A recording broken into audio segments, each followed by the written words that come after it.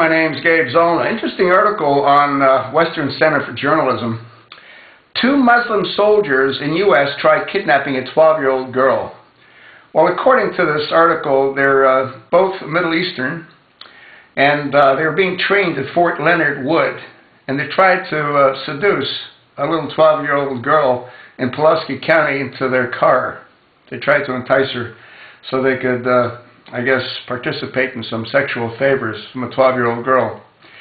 Well, you have to ask yourself a question. Is that abnormal? Well, for us it is, but it probably isn't for them, from the countries that they come from. There was something in this article, too, that caused me a whole lot of discomfort, and the whole article caused me discomfort, but the news reporter said that, well, these 2 didn't have diplomatic immunity, meaning that if they had diplomatic immunity, they could do that, and anybody could do to any of them, which is totally insane. You know, it's like they're almost members of Congress, you know what I mean? They get away with, well, murder. I mean, Obama got away with murder.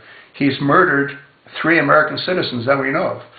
And I think he's directly responsible for hundreds of thousands of unnecessary deaths by arming the Syrian freedom fighters, you know, Mujahideen, Al-Qaeda, and the Taliban.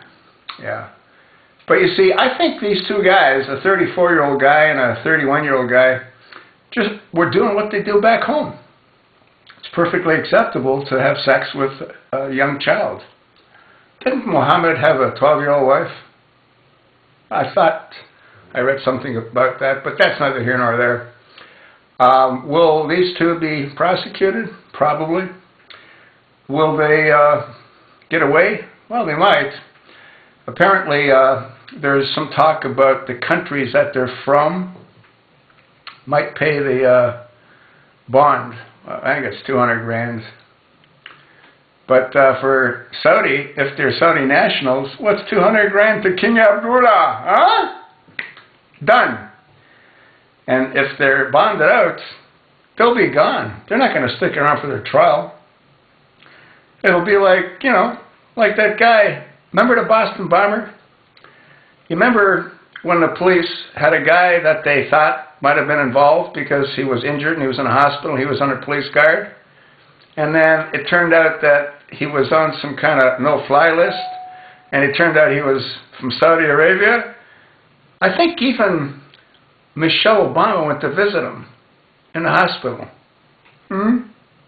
What's that tell you, folks?